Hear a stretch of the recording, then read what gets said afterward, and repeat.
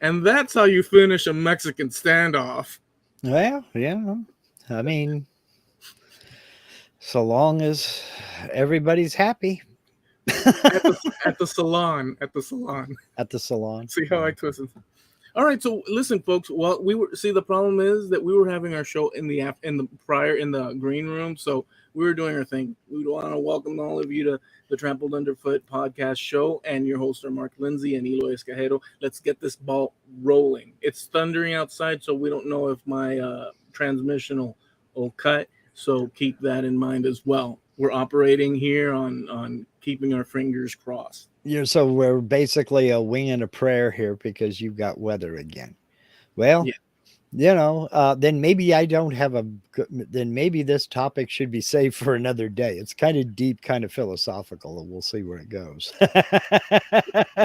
Let's play it by ear. If you just throw it Just out. throw it. Okay, Yeah. all right. Well, we'll just dive right in then. I won't wait and how you doing? How's this? How's that? How's the weather and all that other stuff we already know.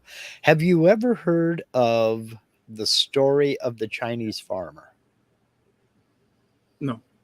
I've heard this said as a fable, but I've also heard that it was written by a pseudo philosopher. And basically, the story goes that, there was once upon a time a Chinese farmer whose horse ran away. Okay. That evening, his neighbors came around and commiserated with him. Oh man, we're so sorry to hear that your horse ran away. This is really unfortunate. And the farmer said, maybe. The next day, the horse came back, and with that horse came 7 other wild horses. And that evening, everybody came back and said, man, isn't that lucky? This is great. Now you got 8 horses. The farmer said, maybe. The next day, his son was trying to break one of the wild horses, and he was thrown off and broke his leg. All the neighbors then said, oh man, that's too bad. And the farmer said, maybe. The next day, the conscription officers came around to draft people into the army, but they rejected the son because he had a broken leg. And again, the farmer said, well, all the people said, isn't that great? And again, the farmer said, maybe. So basically, the whole thing about this is you never know what the consequence of good fortune or the consequence of bad fortune is going to be until the whole story plays out. And I kind of wanted to get your take on that. I think that's true. I think it's true that you never know what the consequences of good or bad fortune. Well, the consequences of good and or bad fortune Mhm. depends on your consideration of the two different categories. Because even in that, some people might consider good. Generally, we consider good fortune the basic things that we consider, such as winning the lottery or finding a dollar bill or a $50 bill or some other lucky thing like we were talking about last time. And then bad fortune would be something to the effect of, generally speaking, in the population, I stubbed my foot, my girlfriend left me, Mhm. these freaking bills are stacking up, and so on. And so we judge it based on benefit towards us. So that's the basic run of the mill, and I think that that holds. Like, nobody wants to pay an extra buck when they could pay it cheaper for the same product. Nobody wants to, and they consider that a win because they're saving that capital, that resource for another thing. So we all operate on under those that you're talking about. I think that the natural thing is for us to either consider things roughly good, good, fortunate, or unfortunate. And but with that said, a series of unfortunate events like that one, there's a movie or a book with that title, could lead to, will lead to unexpected, um, you know, ends at, along the way, because we're part of a journey. So I agree with the statement. I don't see anything other than it being reasonable to think that some crappy thing that happens now could avert some disaster later, or take you on a side road that makes you arrive at a better place in your regard. Yeah, and that's where I was going to go next. Do you think that it's a matter of time and basically waiting to see how things play out? Because, it's like in the story with the farmer, his horse ran away. And, that depending upon how wealthy or poor the farmer was, if that's his only horse, now what's he going to do? Is he going to go out and push a plow by himself? So that was a short-term tragedy, but the horse came back. So that was a stroke of good luck. Now, the fact that he brought back 7 wild horses with him, okay, wow, now you got 8 horses. That was a bounty. Yeah. But then again, now let's not even get to the son trying to break the horses. Now you've got 8 horses to feed instead of just the one. So there's increased responsibility there as well. So is that all necessarily a good thing? You know?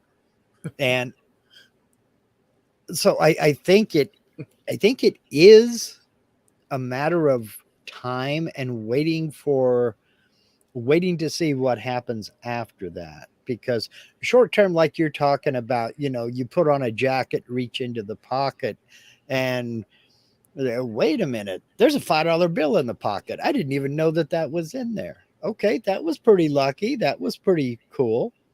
But it's a short term gain in a small thing. Now, if you go out and buy a taco with that $5 and choke on it, yeah, that's a bad for it. So, you know, I see it as a function of time. But then again, what's a reasonable amount of time to wait to see how that plays out? You know? Well, we don't know. I think I don't know, because I think that everything is it's a complicated thing. If you gave me a specific scenario, I mean, you could say something to the effect of any decision that one makes um, can be detrimental or beneficial instantaneously, Mm-hmm. or can lead to a longer term benefit or negative consequence. And it could be anything from, I don't know, imagine, um, you meet a lady, and your gut instinct tells you one thing, but your other gut tells you another, and you go with the one gut instead of the other, and down the road you end up regretting it. But you had some great times along the way, but still, Sure. was it worth the pain and suffering that ultimately occurred, and then some? And there's pros and cons in everything. You can't help to We're stuck in that scenario of everything has consequences to a lesser or greater degree. I Yeah. think. Yeah. And I agree with you on that. Uh, you know, finding the $5 in your pocket, in a jacket that you haven't worn in 6 or 8 months or what have you. Okay, that's pretty cool. Using that $5 to buy the taco that you choked on, would it have been any different if you wouldn't have used that $5 and used your card, forgetting that you had that $5 in your wallet?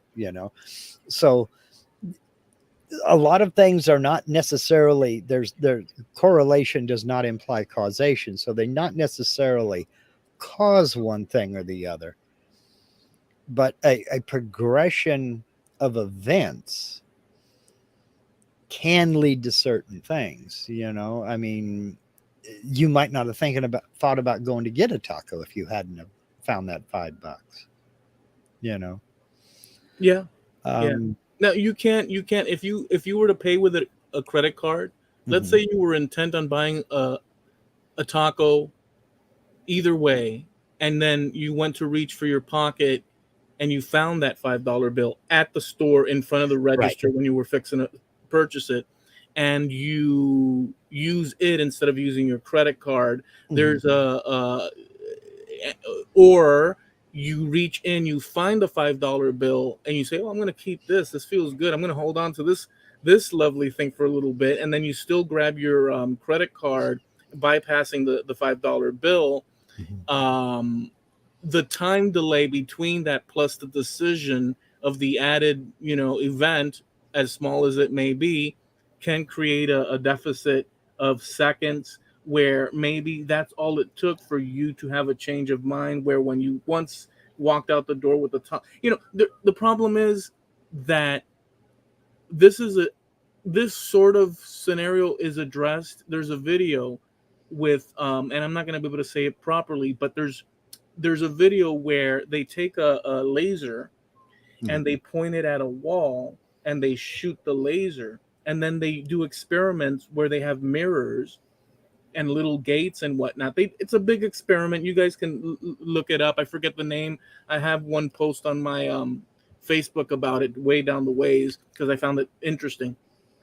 Obviously, it's outside of my but it's whatever. And it's to do with the fact that when they ever shot the laser and to see the reflection on the wall of the laser in the experiment, they tried two different things. One, they observed it, Mm-hmm. and then in another instance they did not observe it, and there were two little gates where the light could go Mm-hmm. from that laser, and when they didn't observe it, the light would go in a random in the place they didn't that it wouldn't go when you observed it.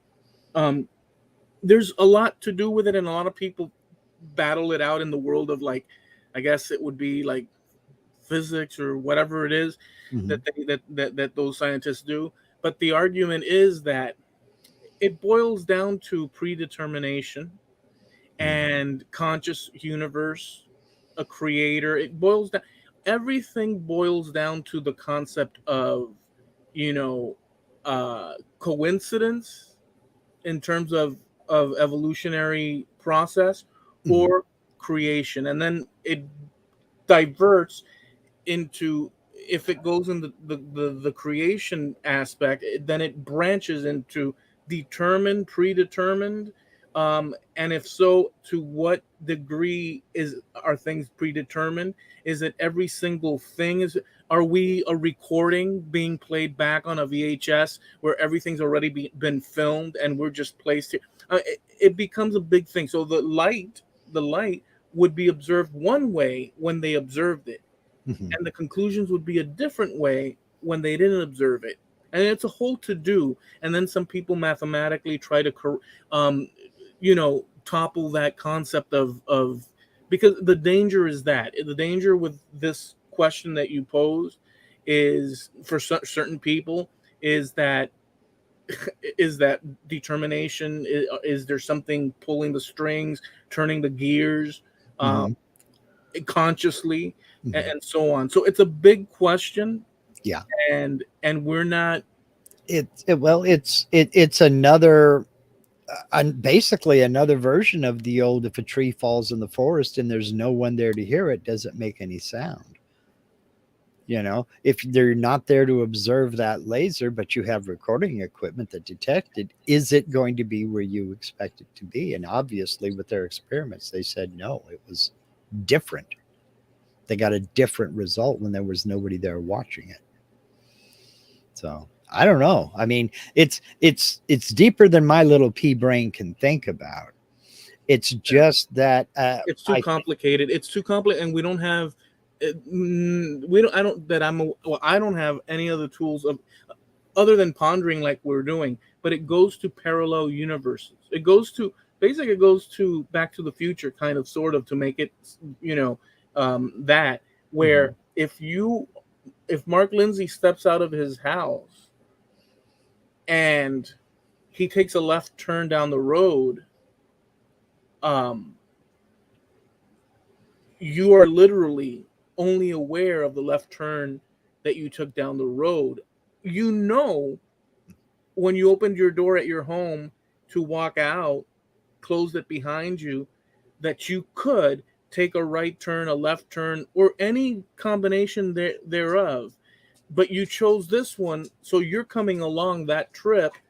But for this scenario in the world of this parallel situation, what they're suggesting is that there's also a reality where you took a right turn, a right turn, and Yes. and you are not only you, Mark Lindsay, that took the left turn, broke from that reality that took the right turn at the moment you made that decision. Right. But at that same moment that you made that left turn decision, there is an infinite amount of Mark Lindsays that was the same Mark Lindsay up to that point that decided to take that right hand turn and then did a whole bunch of different decisions along the way, Right. creating a network, or not a network, but like a huge, universe of possibility. So that's what some people suggest. So that's Yeah. really the problem leads to things like that. But, When you mentioned the horse and whatnot, it but I questions like that. but I think that there's a difference between just randomly deciding to walk out of the house and go take a walk and you have a destination. Like, for instance, if I step out the door right now, go down to the end of my driveway and make a right, I will go down about probably a quarter of a block to go to the mailbox. If I make the decision to get up off of my chair right now, walk out of the house and go down to the mailbox, that's a predetermined in my mind. I have made the conscious decision to go to the mailbox. And I know I have to leave the house and go a certain direction to get there. Okay. That's completely different from just deciding to take a walk, in my opinion, in my mind, in that, yes, I can walk down to the end of the driveway and I can either turn right or I can turn left. But if my destination is to go to the mailbox, I have to turn right. If I go left, I'll never reach my mailbox unless I go the long way around. you know. So I think there is a little bit of give and take in that area, in that arena. I get what you're saying, and I don't claim to understand it 100%, because I mean you're getting into all kinds of different spheres of philosophy there. But in the interest of trying to differentiate an intent versus chance, you know, if I'm gonna, I'm just saying what the and I complications that agree, occur. and I agree, there are a lot of complications Like in that. your simple statement of that, you have to then agree with what you just so what you just said about the mailbox right now. Mhm. You thought it, you already had a predetermined destination before Right. you got up um the natural I'm assuming that the natural way of thinking is what you just said. The normal. So when Sure. I right now I decided to cut in and give you some extra information to Mhm. see what happens. That decision was mine. Um, Apparently, as far as I know, whatever my head, the little neurotransmitters started firing inside my mind, and pushed me, or gave me the option. I don't even know how to say what the language Yeah. is, but at some point, um, in a matter of like less than a second or second, I made a decision based on information that was coming into me and that was inside of me, to then reply to you and say, how Mhm. about this? Yeah. Um, Here's the thing: it's normal. I would, on a basic level, I would say that what you said is the obvious thing. I make my decisions and I move my arms and I go Sure. about my business. But what if, and this is what some people say, and we don't know this, it's natural for you and I to think, I'm making every decision that I'm making right now Sure it is is. is in my complete domination. Um, that's the natural observation. But what some suggest, and they get into like goes insane, is that what if there's someone manning the wheel on that one too? And that I can't speak to.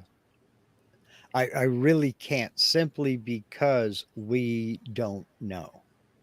And I don't Right. know that we will ever know in Yeah. this lifetime, No, we don't know you know. that. Exactly.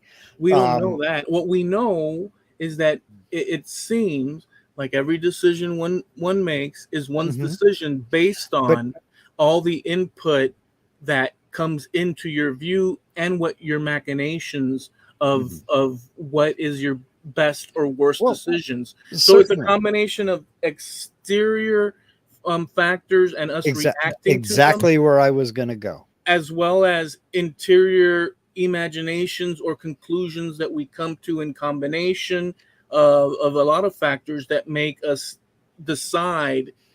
um, that's the obvious thing. But some people say, what if there's a hamster running the little treadmill Yeah, in the and cage? And that part we don't know.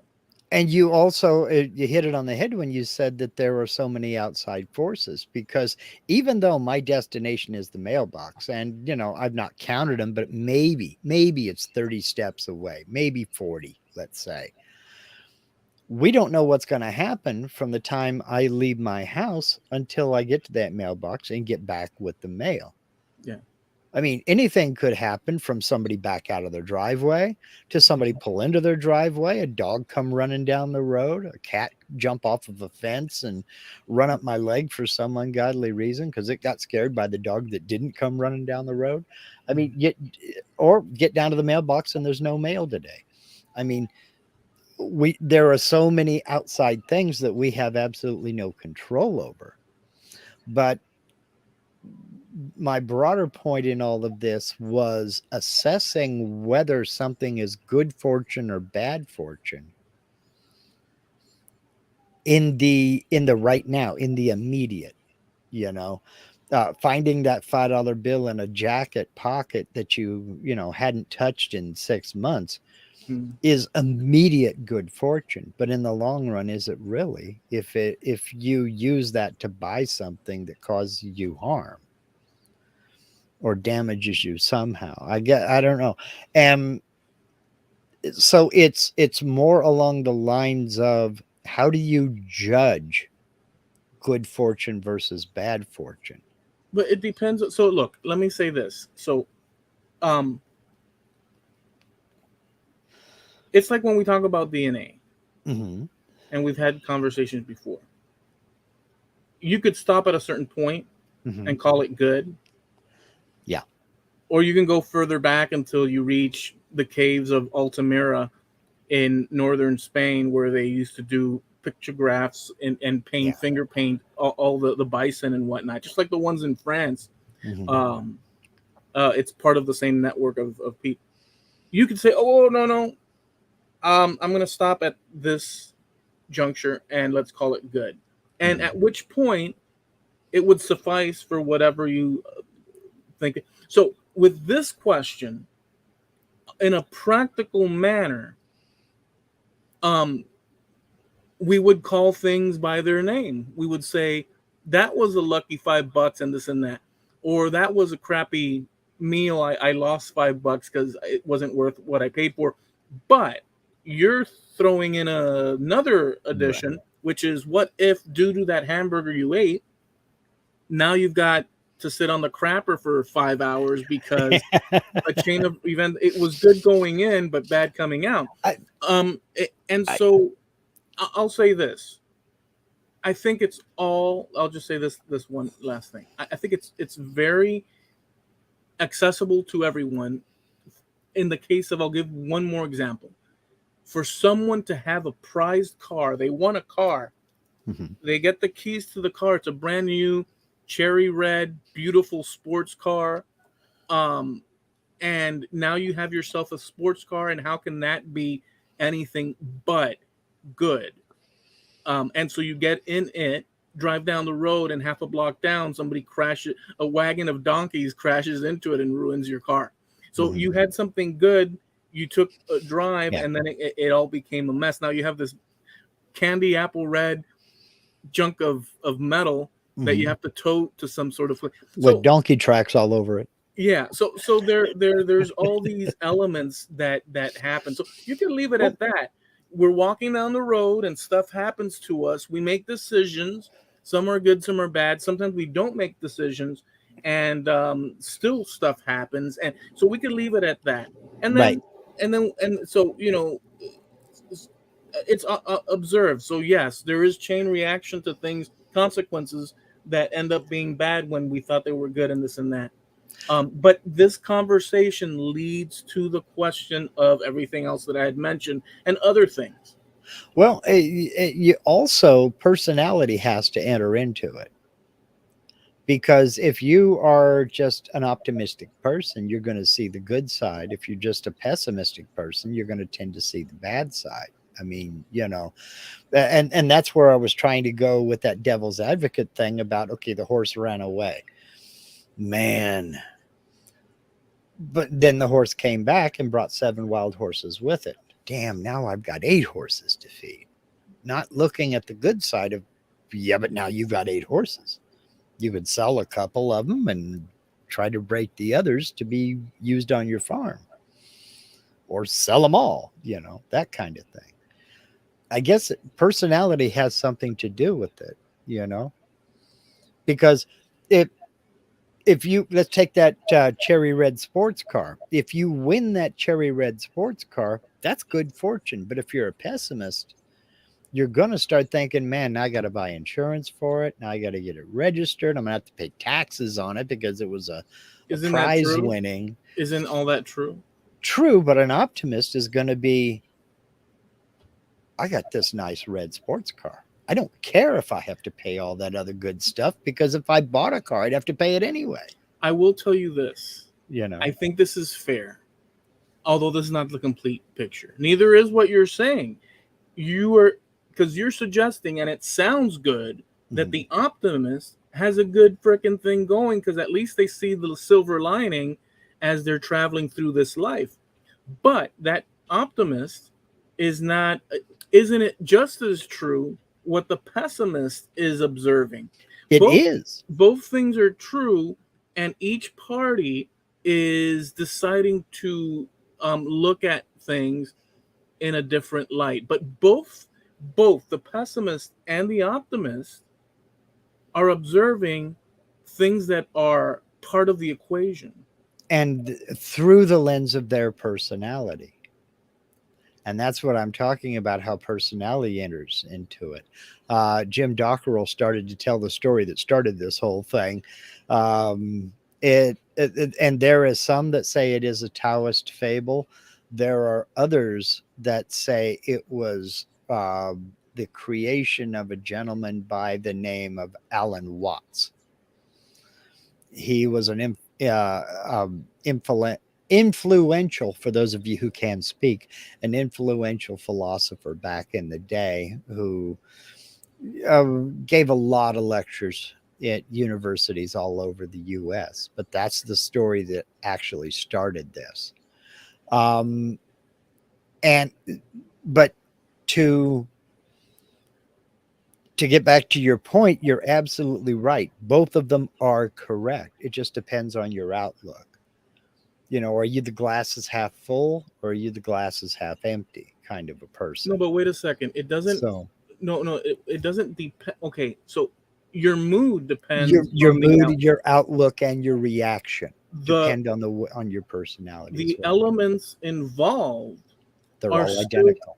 Yeah, constantly there. You still have to pay right, that insurance and whatnot. So there's still all the elements that the pessimist is observing. The right, difference between the pessimist and the other one is that they're focused, you would think the pessimist is focused on all the problematic areas. But is the optimist, but I'll say this, but is the pessimist not aware? Because one could be a pessimist, one can be all these things at any given time because it all depends. It's not, you're not just a solid straight up pessimist or a solid straight up well, sure, um and everybody has good and bad days. Well, no, too. there's So, there's a gradient in our. I mean, sure. not everybody's. Well, there's some cases that are. I mean, if you're looking at the extreme, there's people that are so There's a pessimist. there's a joke about that, but I'll tell you after we're finished here. Go ahead. Does the pessimist not? Is it that the pessimist, in a general sense, because who knows, it's a person by person case, but is it that the pessimist in general is not aware of the sunshine of the side of the road of the street? Or is it that they're saying, yeah, I know there's sunshine there, but look at this disaster? And likewise, is it that the optimist is saying, yeah, I know there's a disaster there, but let's not look at that. Let's look at the sunshine.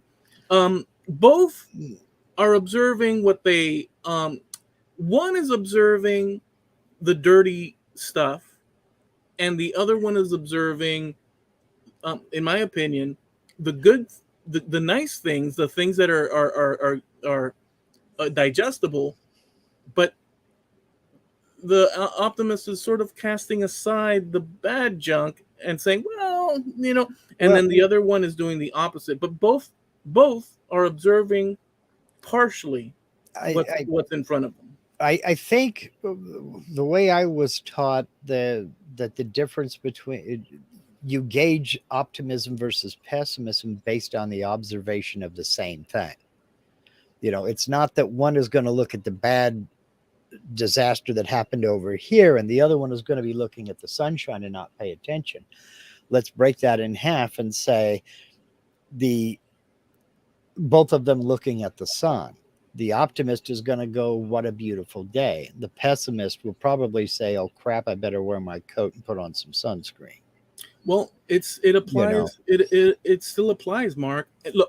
you're right, it does. Every But then, every every every so you're by okay. Let's just correct this quickly. You first mentioned the car, mhm, and I think that was fine. And now you're mentioning the sun, and I think that that's fine. The problem still is that the pessimist. I think it's look.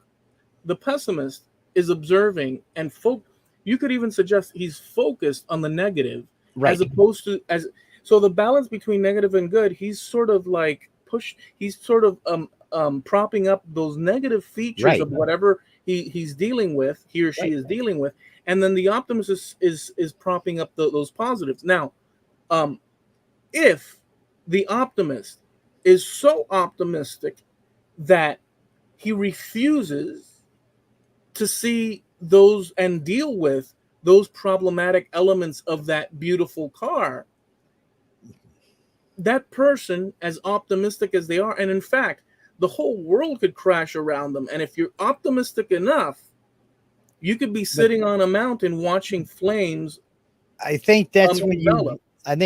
you cross Uh, into delusional, not yeah, optimistic, but delusional. yeah, I'm going extreme. On the other, just to show that there's a gradient. On the opposite Yeah. side, if the pessimistic person refuses, they're seeing the problems and they're lifting that up, and there's this sort of like blurred in the distance positive, but they are so caught up with the negative. Well, they're not going to enjoy that And Ferrari by that's any stretch. delusional as well.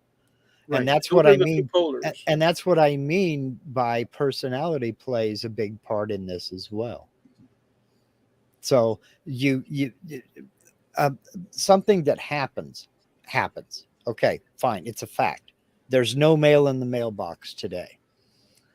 That could be good if you were expecting bills, and that's the way the optimist would look at it. Hey, at least didn't get a bill from out of nowhere today. Whereas the pessimist, man, no mail, nobody cares, nobody loves me. You'll be hard That's pressed to find people. that's an extreme, but Yeah, well, you'll be hard pressed to find people but dying for some. it doesn't alter in the least the fact that there was just no mail. Sometimes things just don't mean anything. You Let's say see that a here. lot. I You say do that a say lot. that a lot But but because some things just don't mean no, anything. but that's something you. So look, that's something you apparently believe, I do. and that's something that And like the pessimist and the optimist, that's something that you are pretty sure of. It's Can my somebody, opinion based on my life experience that some things just don't mean anything. You know. right? And that's a cutoff line. Mm-hmm. It's a practical cutoff line. Mm-hmm. This is the same problem we went in before, and the reason I'm playing devil's advocate with it. So it's you can't. Well, actually, you could.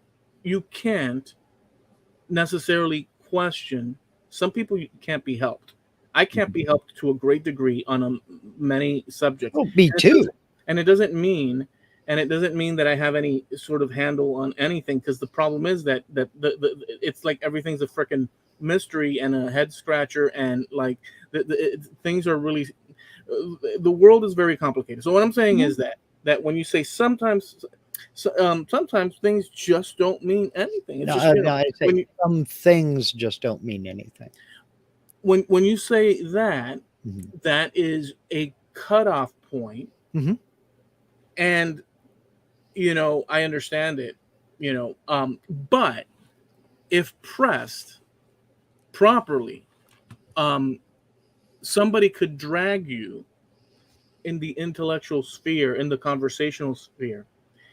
If you were cornered on that, somebody could. I mean, you could go to the absurd, and we have done that before, like with We've done it. catch up. Like we said, ketchup just doesn't mean anything, or something like that, or whatever the condiment was. But if Mhm. somebody were to press you on it, and I have in the past, Mhm. and I have mentioned that there is a cutoff, there is a reasonable cutoff line that all generally speaking, human beings concede, so that you don't overdo it. You can't double think whether or not you took the comb and brushed your hair with the right hand or the left, like stuff like that, like getting so now, because you can't live a life like that, I would think. But what do I know what somebody else in their mind, because there's people that have, this, there's people that you've seen it where like in movies and whatnot, you place something and it has to be placed in a certain way, and you walk away and you come back and you see, and or like all the shirts Yeah, have to be, but you you're know getting into pathological stuff too. I mean, that's part of the human, experience. and that's why I prefaced it by saying, in my opinion, based on my experience. See, I've got two lighters here, one blue, one orange. If I pick up the orange one first, or I pick up the blue one first, it doesn't mean anything. Some things just don't mean anything. I could just as easily pick either one of them up. They're both sitting right here. If I pick up the orange one, it doesn't mean anything. It just means I have a lighter It in my hand. But wait a second, it does mean something. No, it just means I have a lighter in my hand. It means other things as What well. is In what addition, what in in could it mean? in addition, in addition to you picking it up and saying it doesn't mean anything other than just holding it up, Right. can you not possibly, if you wanted to be as creative as possible, see, here's what I'm saying. If you want to grab a very um uh, sort of like mundane or specific thing, and be very specific, like some grabbing a paper or the lighter or anything like that, to the point of ridiculousness, Mhm. which we would deem ridiculous, and we would deem it out of functionality. We can't do that every day of our lives, but there's people out there that do. And you said that that's Yeah, some and they are the extreme. I mean, and that that's some they are. pathological. Yeah, Yeah. yeah, then that's some pathological, but this is also part of the human But experience in the spectrum. Um, can you, if pressed, figure out a way out of a knot or this binding to come up with another purpose or another meaning behind you picking up the lighter, no. regardless regardless of you wanting to, like, let's win some sort of argument over the fact that this is your Mhm. position?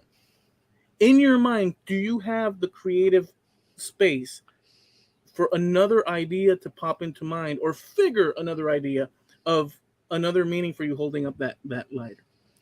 Oh, I probably do, but see, now again, personality gets into it because I'm not searching for another meaning.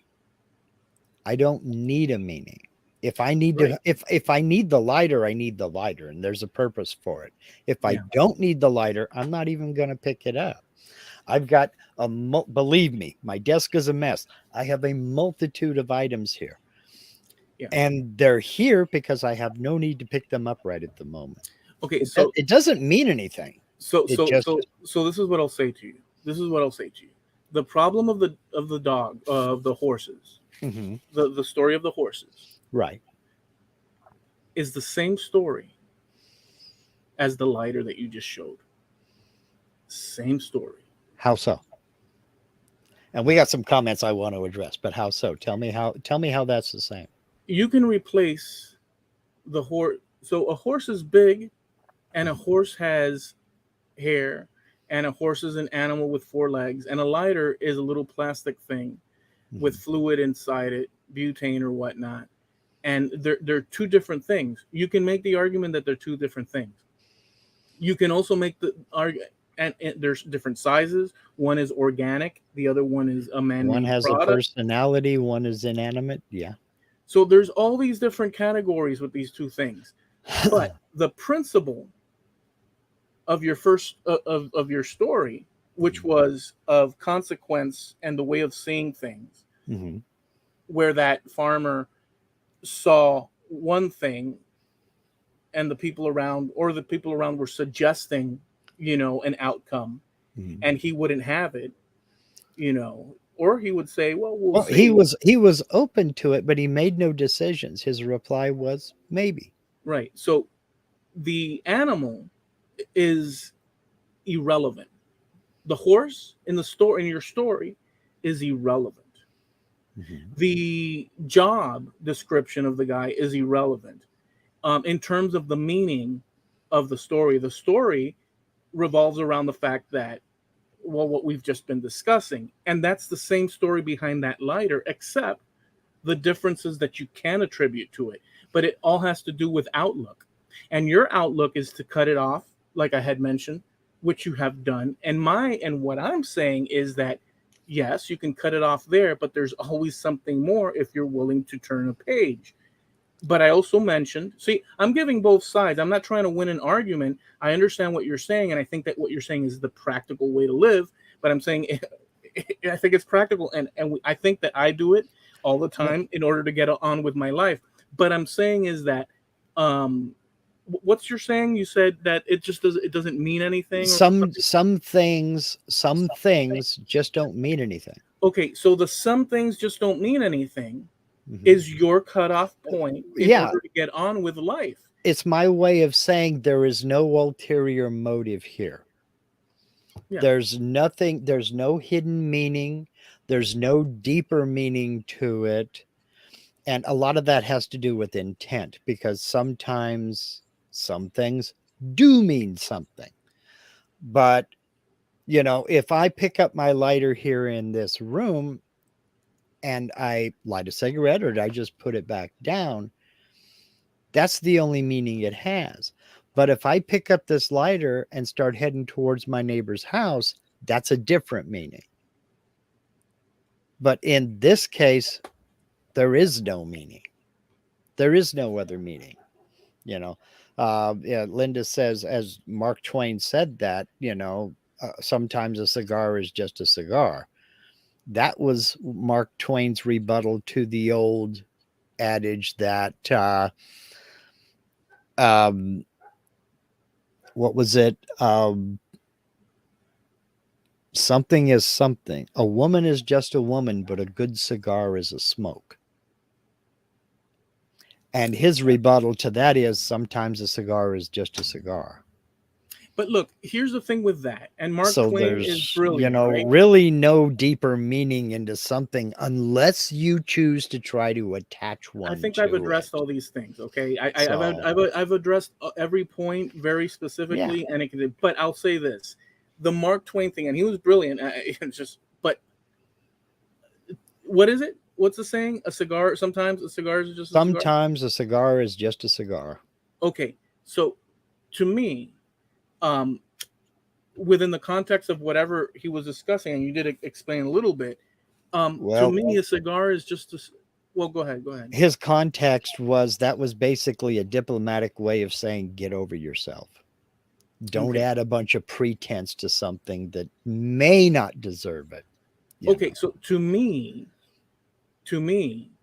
a cigar is just a cigar is the equivalent of saying something to the effect of a slogan like "Yes, we can," Mhm. like happened back in the Obama years. Yes, we can. What can you Yeah. explain? If you can't, so if so, so to me, and it's perfectly fine, but that's not. And I get that's what you're saying. That's just that it's just a lighter. Mhm. Um, and I agree with you. You can't seek the most profound things in every little object, right? Mhm. There's a cutoff point. I get that, but if need be, could you find could you find more than just what's in front of you? Because some people's cutoff point is very basic, and that's fine too for them.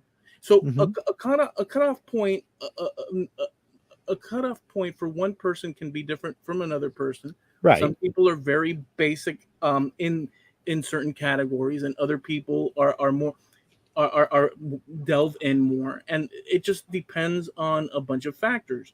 Uh, Sure. And it also, and that's where I was going with this. It also depends on personality. If you're the type of person who is going to constantly search for a deeper meaning, then yeah, a lot of the philosophical discussions and ramifications are going to come to you. But if you're not the kind of person who needs or desires a deeper meaning in something, you're not going to, because this is just a step along the road of life. And okay, I picked up a lighter. Great. no, but it's not Now just a let's step move in. on. It's not just a step in the road of life. It is to that You person. brought It up you it brought is to that person, and but that's you the brought only up. person that matters at the time. Well, it You see depends what on I'm the getting? person. It does depend on, Exactly. but Exactly. but you brought up a scenario Hmm. with the horses and the farmer, Hmm. and that's an open-ended discussion. Right. And if you consider that people, and you considered that, well, how does good luck turn into bad luck? And you said something to the effect of What? stepping out, and you decide from your chair. You put in place all these examples, Hmm. and then you said, but I cut it off here.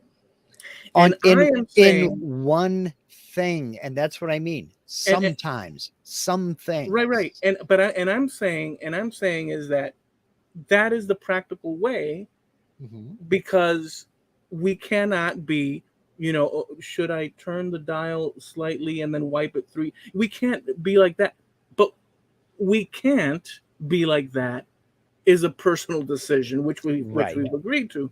But by you bringing up that story, there's no way to put uh, uh, um, uh, to dam up.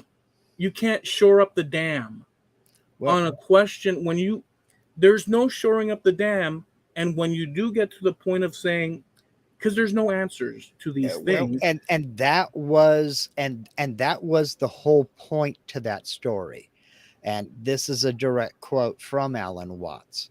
You never know what will be the consequence of the misfortune, and you never know what will be the consequence of good fortune. That was the entire point of the whole story, is the unknown.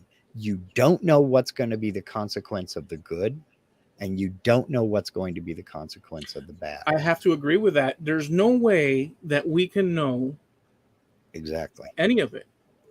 We Yeah. simply don't know. I have to agree with that. How could And we know?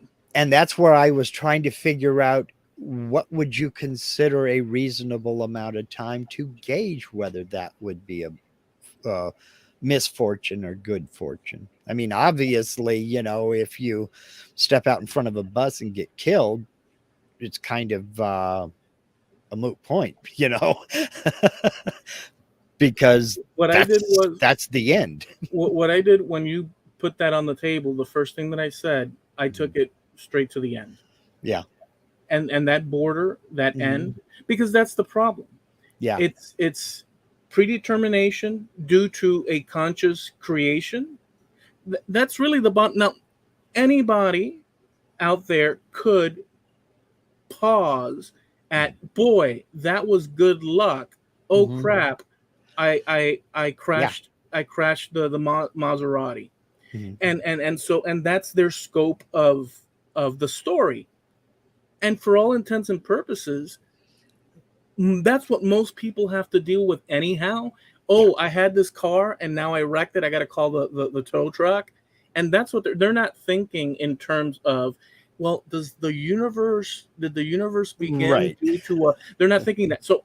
Yeah. But I brought that first because at the end of all of this is that, because you asked about good luck, bad luck, and this and that. And it's the Right. same.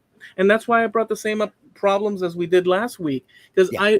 I mean, that's the, what would you expect me to say? Well, it's just bad luck. Let's move on. No. I I was just couldn't say I that. just wanted your opinion on the story. What marveled me the most about the story was the guy's even keelness, because his only reply to all of these things, good and bad, was maybe. Because he sees and he realizes that this isn't the end of the story. We don't know what's going to happen with these Yeah. 7 horses that came back. And in many ways, Eloy, you're absolutely right. The horse and the lighters are very much similar, because the one orange lighter, it brought back 7 more wild ones. So, you know. But it's, you didn't, come on, you understood what I meant. Yes, I do. I know. Do- I do understand. but I can you do repeat get it? it. I'm Why just is it? yanking your leg. But why are they? Why, you Well, understood why they're similar? I understand that you're using them both as a metaphor No, for. you that they're, according to your, so. Well, go ahead. Because I mean, it's you tell me. Do you see the connection or not? If you don't see the connection, I that's don't fine. personally, and again, my opinion, my personality, I don't see any connection, because they're 2 completely different things, completely different intents, 2 completely different purposes. Okay. One is Right. a living creature with a mind of its own that can decide to run away and come back. And I have yet to have a lighter run away from me. Inanimate objects, I don't think, have a consciousness and can't just move about on their own. Okay, I'm gonna go for it. That has always been my problem with, and you can talk to my wife about this. I rode motorcycles. It's an inanimate object. Supposedly, I'm in control of it. It doesn't Yes. have a personality. It doesn't have a will of its own that I have to be concerned with. She's a horse person. I'm a motorcycle person, or was a motorcycle person. Mhm. And we're both good with that. We know the twain should never meet, and they don't. So, Okay, I'm gonna go for it just to see if we if I and if we if you can go ahead, go ahead. Rick French just wants to, he says, except for 10 millimeter sockets, they do migrate. So do socks. Go ahead.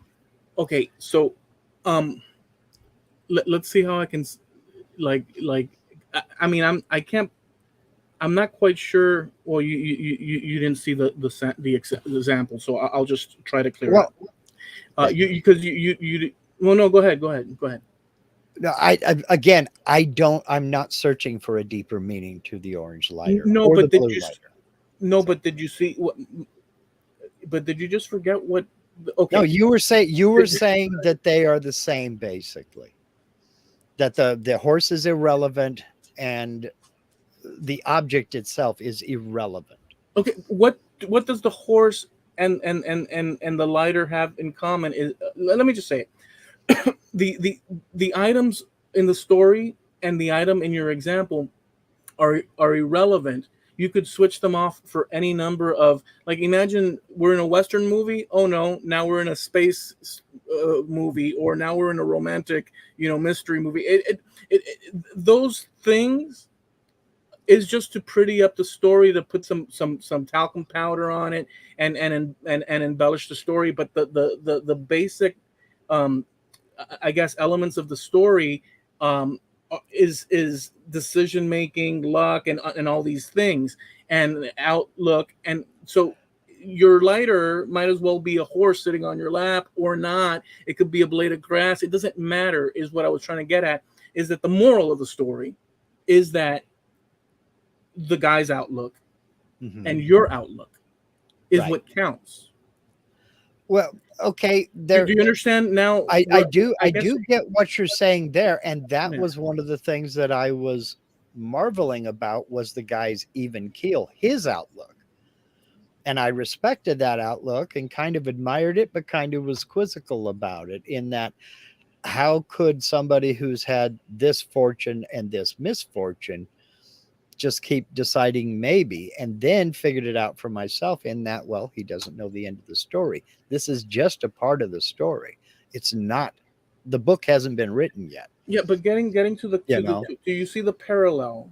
I do see the parallel. I just don't, the situations are completely different. And this story was about the situation, not the parallels, is what I was getting at. No, something very, very good happening versus something very, very bad happening. Okay, all right. Let's move on. I mean, it's that's fine. Right. And I do have a couple of comments way back up here that I want to address here, and it started with Greg Snow Crusher up here, and he said, I got to find it now. Where is it at? Okay, he said, yeah, we were talking about good happen versus bad. When one door closes, another one opens. Part of me agrees with that. I have also heard, and I don't remember who I heard it from, that when a door closes, the window opens. Now, the more cynical side of me would say in either case, all that means is you need to do some work on your doors, because if one opens when the other one closes, there's a draft there and the locks aren't good. That's the practical side. But the other side of me says that sometimes that's absolutely true. That if you, for instance, you get fired from a job, what's the next opportunity around the corner? What's the next job? Is it better? Is it worse? That door closed, but now another one opened up. So now you have another situation that you're going to have to deal with. It is the case. You know, my ex-wife and I divorced. That door closed. Then I met and married Linda. That door opened. So I do tend to agree with that on some level. Not 100% of the time. Because if you drop a light bulb, you've just dropped a light bulb. That door is closed. Yeah, I know. Now another one's open because there's another light bulb over here. But for that light bulb, it's gone. You know? What interests me most about that, and that you read that off in your explanation and all that. Mm-hmm. And so we're on this kick, because it is a thing. It is a thing. Mm-hmm. In my mind, I think that it's worth saying, and it's what I thought of when you were, answering that. When one door closes, another one opens, was his statement. That's what he said, yeah. We all know what that means. Mm-hmm. In terms of the cultural saying. Yes. We all know what that means. But if you were to remove the connotation of us all knowing, which is part of language, if somebody were just to say that without context and us not having a reference, it would be impossible. It would be a very mechanical thing, like what you were saying. But sure. You didn't need all the other information or background on that saying, because it's a common saying sure. that people go We've to. All heard it, yeah. Right. But I don't know the full story behind that common saying. Mm-hmm. And even that, in terms of all of it, we don't know the background of that common saying, but we know its inferred meaning and value. Mm-hmm. One door, hey, you know what? You lost that job, but guess what? Just as soon as that happens, you have all Yeah. these opportunities available. Yeah. My You know, uncle's hiring. Go talk to him. Sure. right? But I mean, I don't want to press it because we've already gone down that route, and there's no way. But even that has layers that we do not access from this point, but No. they're there. Yeah. And I agree with that 100% because there's a lot of nuance involved. Everything. My point on the pushing side, although I really don't want to push, but my point on the pushing side, just to make it obvious without any, is that yes, indeed, frickin' everything, even a drop of spittle, everything one can go ad nauseum into. Oh, yeah. And I mean, well, a drop of spittle actually has DNA, which people could collect in a crime scene, if it hasn't dried up. And there's just so there, but we can't do that. So we move forward. Well, so that's my pushing point from that beginning story you gave. That it's so complicated that there's no ending to it. No, and that's the whole, and that was the whole point of the story. It's not over. There is no ending. It's not over. It's impossible. Right. It's not over. It's an impossible story. Well, continue. And I mean, and we can put this into practical things here. Les Clemens is asking, does this conversation have a point? Yeah, the point is an exchange, between Elo and I. It has a lot Eloy of and I. I just called you Elo. I apologize. It has a bunch of points. It's the concept of my head has a point. I mean, it's the concept of two people talking about. Well, go ahead. I wanted to say something, but go ahead. No. You're fine. It's the concept and idea. The point is to interact, to see a problem or some sort of start point. Yeah. Investigate it, see where it rattles and shakes, see where both parties in that conversation take the thing, for better or worse, whatever it is. It doesn't make Mark's position, my position, better than Mark's. It doesn't make his position better than mine. It could mean that his position is closer to correct than mine. Whatever that means. The idea is to explore a little. Yeah. Some people don't wish to take a conversation on any given subject further than maybe one or two steps, be it religion, be it politics, be it a combination of religion and politics, movies, comedy, you name it. But human beings press and pull and tug and explore and stuff. And our job is to do as we do, courteously, within the bounds of reason and stuff, as gentlemen. But we can get a little bit, here and there. It's an exchange of ideas, is all it is. And I wanted his opinions on various things, and I also share my opinions. And it just depends on where the conversation goes. And that's one of the things that I like about what he and I do here, is that we don't know where this is going to go.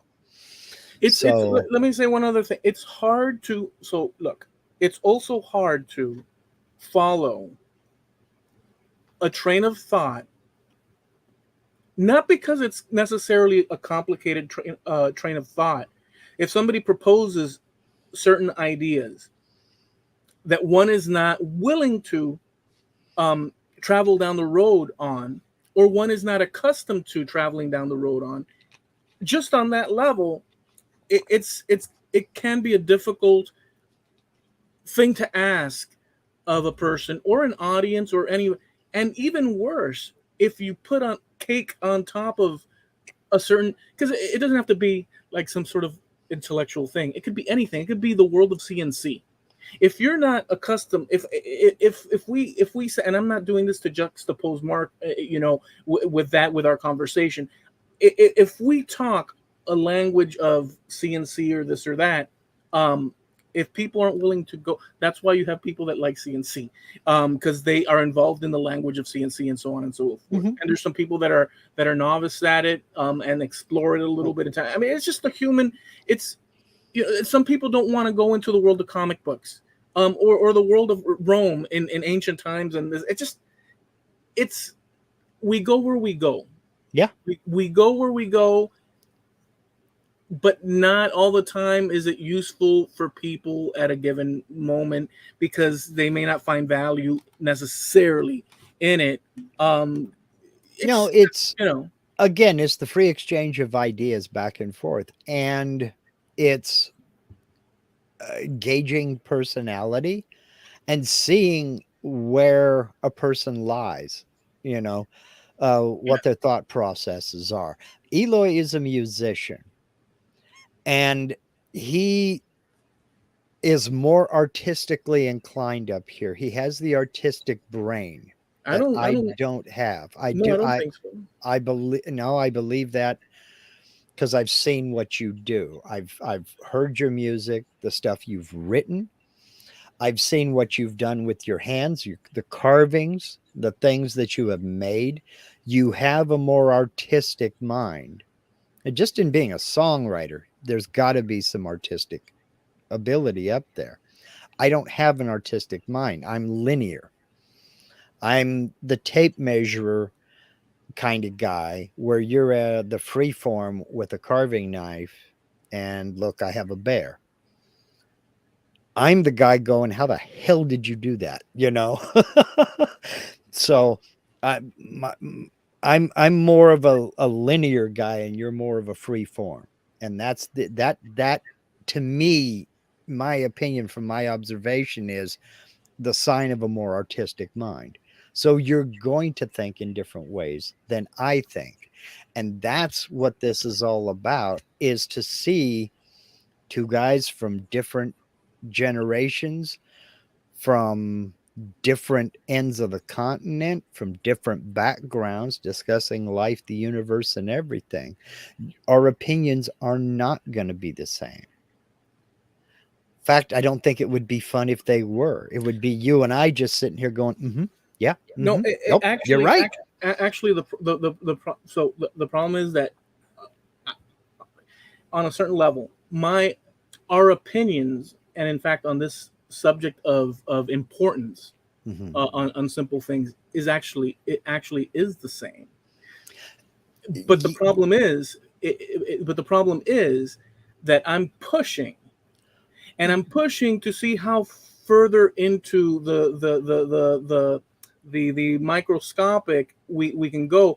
But my opinion is the same as yours because But there's no way I'm going to sit there and contemplate, as an example, that lighter or that ketchup or that thing like that. but Um, that's the artistic brain in action, whereas I'm linear. uh, You see what I mean? You're willing to push to see if there's another meaning or see if I see another meaning. My brain doesn't work that way. but Mark, okay, See, I'm linear. Mark, I'm Now gonna have. hold on. I know you're being. I know we're trying to tie the bows, but I We just want to throw may this at you. have the same opinion. You just have a different way of expressing it than I do. That is true. That is true. We do have our own ways of expressing it, but honestly, my opinion is the same as yours. But I am And pushing that's what I mean. because I mean, there's no way that I'm going to take the lighter and contemplate. But I want to say this: I'm trying to in this thing. It was much more difficult to. We could have moved on, but I'm trying to display with your well, that's good enough idea that you always go to because you think that that's very practical and realistic and so on. And Yeah. I agree with you. So I agree with you on that like 100%. But then I'm saying, okay, now that that's settled, um, do you think that if you examined more, and that's where we have All right. our but now here's the thing, to package it, I'm trying to say, I'm going to say it in a different way. What is a CNC machine? And I'm using this for the hell of it because Okay. that's the first thing that. What is a CNC machine for many people Mhm. that know of such things? They'll see it and say that's a CNC machine. But some people that don't know about CNCs will say that's just a machine. Mhm. But somebody that's into the machine specifically will look at the machine and see the parts of the machine as they interact with each other to form the machine, and further than that, there's people that actually sit at a factory and machine the parts that go into the machine, and some that compute and Right. work on the algorithm, whatever the code to create the sound. And so what I'm saying is that some people stop at the machine, Hmm. which is fine, because what is it? It's a machine. Right. Some people look at the machine and say, well, wait a second, there's more to it than that. And that's all I'm trying to say now. That's all I'm trying to say broadly across everything. Yeah. That there's more complications beyond the And point which one says this is good enough. I agreed with that, but like I said, that's part of a demonstration of your artistic side versus my linear side, because we get to a certain point, I'm willing to say that's enough. Your artistic side just gets excited in that and says, well, wait a minute, that isn't enough, let's go a little further. And that's kind of one of the differences in personality, I think. Just one of the many differences. I'm not the first one, or by any stretch of the imagination. I mean, there, Oh no, you're not the first, and you won't be the last. yeah, because it all goes to predetermination and Mm-hmm. how much autonomy do we have as individuals. And Yeah. some people are just as good as, well, this was all here, and I'm just functioning, and we're good. And I'm not attributing that to you. I'm just saying people Right. out there might suffice with that. But that's how come there's things like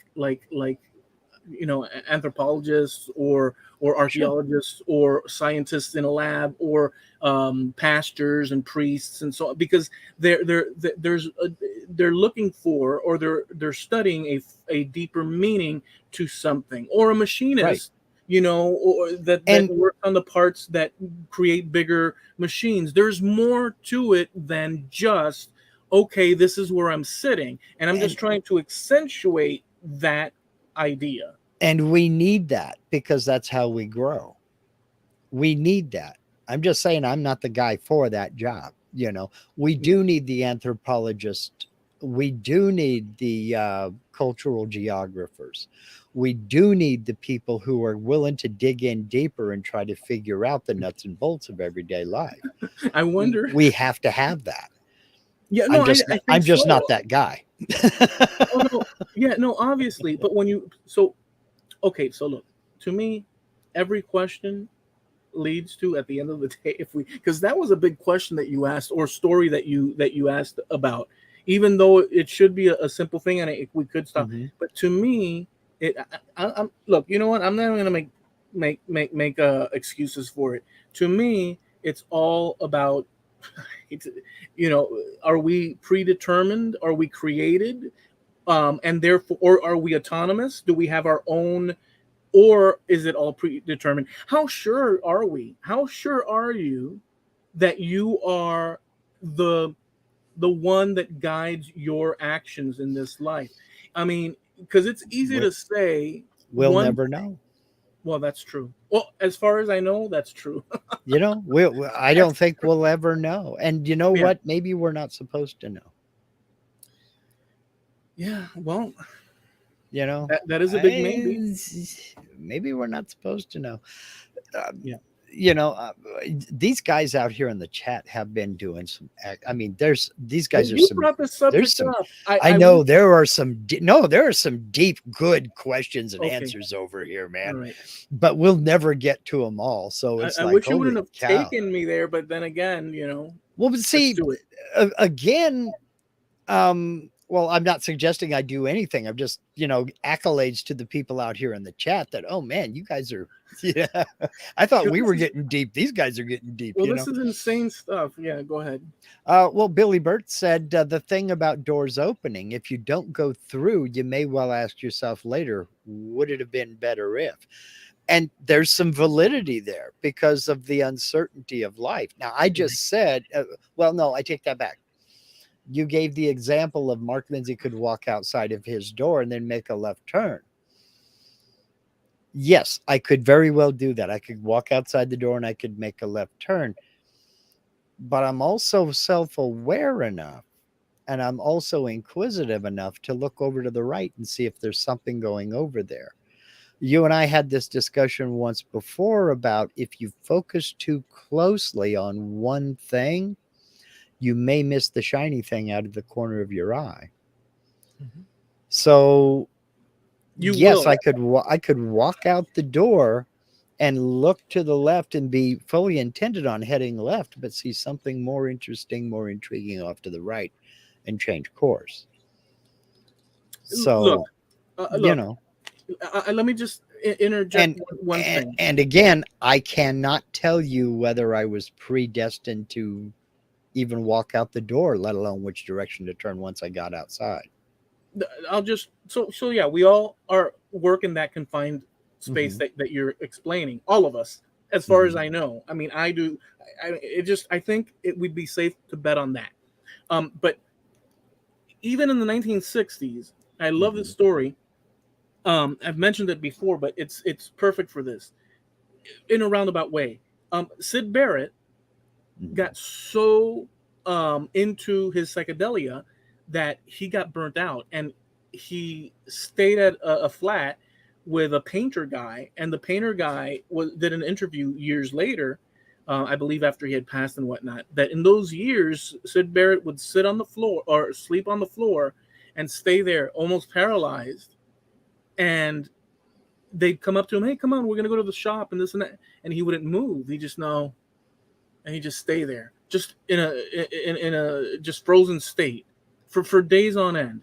And the painter guy, his roommate, said that it appeared to me, and I'm paraphrasing big time. He says that Sid realized that with all the psychedelia, that if he decided to go in one direction, that his decision would basically cut him off from all the other infinite possibilities that he could take in a given moment. In other words, by choosing one path, he has now excluded all other possibilities. So Sid's solution to this problem is to stay in one spot without moving, because at that moment, without doing anything, all possibilities were available to him. As long as he didn't make a move and engaged in a progression in one direction, he was of all possibilities were available to him.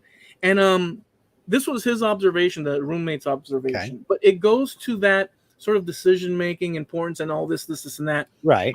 And I think that that's such a crazy thing. So inevitably, Let me yeah, ask you a question. I have yeah, questions about this. yeah. Okay. Um, do you think that this person, this roommate who was telling this story, do you think that was an optimistic view of what Sid Barrett was doing? I don't know if it had optimism or pessimism within it. I think it Okay, had. maybe I said it wrong. Um, do you think that it was his own personal bias that he was projecting that onto Barrett, or did Barrett actually tell him this?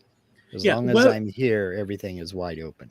yeah, whether or not. So again, so this was the guy's observation. Okay. The roommate's observation.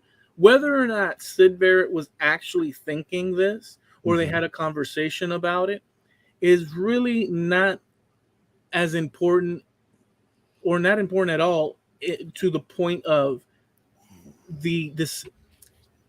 The moral of the story here isn't whether or not Sid was actually thinking this or not. Did Hmm. they have conversation? The moral of the story is the his choice to not make a choice in order to avoid collapsing all available choices for him to make, whether it was Sid or the painter's guy, because the painter was Okay. also an artistic guy. So that's more to do with the Okay. decision making, not Okay. necessarily that Sid would have or would not have probably thought Okay. that. Because Greg picked up on something that I was going to say about that as well, in that he never enjoyed any of the possibilities.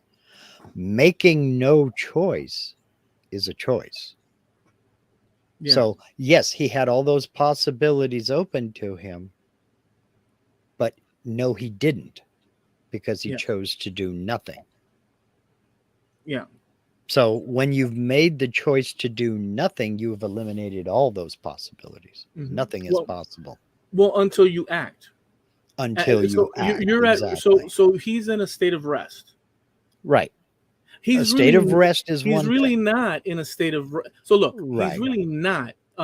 If you don't make a choice, you're still making a choice by Mm-hmm. not making a choice. Mm-hmm. You're choosing to not make a choice, so you're You're still choosing. choosing to stay Right. immobile and do nothing. Yeah. Right. That's But stagnation. right. But um let's not let's I guess I was going to say let's not go away from the target, but I guess everything applies. The point is that in his mind, um or the artist's reflection of what would have been in Uh-huh. his mind, um him not making decisions, um and not going out the gates and chasing the day, Mm-hmm. um provided him comfort in the idea of, um, he's not omnipresent. He's not. We are limited. The concept of Yes. limitation. Um, that yes, once you decide to marry someone, go off on a vacation, take a job, play for one rock band or another, purchase Mm-hmm. a certain item, we have made a decision that has taken us down that road, Right. um, at the exclusion of other decisions that would have taken its place at that Right. time. Right. Yeah. That is basically undeniable because, well, in my simple case of picking up the blue lighter or the orange lighter, no matter which one I picked up, I've excluded the other. Right. So, yeah. Um, yeah, there you go. Pie or cake, or just let them both rot. You know. Well, see, that's look. The practical thing would have been for you to have posed the question or the told the story, and me say something to the effect of, yeah, maybe after a week you're in the safe spot for a good thing to brand it as good forever. Mhm. I could have said something like that, but I would be lying to you. Well, I yeah. mean, I wouldn't be sincere to you. I wouldn't be sincere to you or anybody out there, because it's not what my mind says. My mind says, Mhm. "Holy!" When you laid that out, I was like, "Holy crap!" Well, because of the interconnectedness of all of those different little events. And it all started with, well, some would say that it started with the horse running away. Others would say, no, it started with him owning a horse. Others would say, no, it started with him being a farmer. And others would say, no, it started with him not choosing to go somewhere when he was a young man. So, but it's the interconnectedness of all of those things that led up to this part of the story, but the story's not over Right? It because is not the, over. the story's not over because at the end of this story, the army rejected his son because he had a broken leg. Again, all the neighbors came around and said, "Isn't that great?" And again, he said, "Maybe." And that's where the narrative of the story ends. Yeah. We don't know what happened. We don't know if the broken leg turned gangrenous and the boy died. We don't know if he made a full recovery and broke the horse. Or he We got don't married know to if the nurse we don't that know if helped him. all the horses ran away. The story isn't over. Another parallel, roughly to that, which was probably nicked from that story. I don't know if you've ever seen Men in Black, Oh the yeah. movie. Oh yeah. So part three, I think it's the last part where they go to the past. Um part that I think yes. Yeah, I think that yes. Do you remember that little guy that they met when they went back to the The one 1960s? that had the hat. The one that had the hat, Yeah. and he could see the the future, the past, everything like at the same time. Well, he could see the probabilities. Yes. He could see the probabilities. Right. Um, and he was like, "Oh, I hope this isn't the one where the meteorite hits us and so on and so forth." Yeah. And he could see all these probabilities. So it kind of speaks to that sort of concept, which it's pulled from a lot of these scientists that do these things that study all these probabilities and string theory and all these crazy things that Yeah. I mean, one can look at it and try to understand it. It's just a huge ball of scientific and Mhm. mathematic and this and that, but they draw that because there's that idea of, if you make a move, will all these other things happen. Right. And Men in Black sort of plays with that. Mhm. Actually, no, not only Men in Black, but uh, Back to the Future plays with that, Mhm. and that concept and Right. But Men in other Black movies. was just in your face with it, where you had this one being who saw that there were 4 or 5 different scenarios, and he could see each of these scenarios. Oh no, I hope this isn't the one where Kay doesn't tip. And he gets a real concerned look on his face, and Kay comes back in and leaves a tip, and he's just, phew, that was close. Yeah, You know, yeah, because there's one situation where he didn't, and there's one situation where he did. yeah, You know, yeah. And why would and so him not tipping? How could an event? And obviously, this is a movie, but how could? And obviously, this is but see, it's all. and that's the whole point of those movies. They're so outlandish, you don't know. You have to suspend your disbelief in order to enjoy the movie. But that's the thing. Uh, that goes to him putting down the not putting down the tip causes the end of the world. Except that he came back in and put down the tip, thereby bypassing that catastrophic meteorite. Mhm. But how does one? Here's the thing: how does one? I know this is a movie, but how does one connect the fact, and this will go into everything.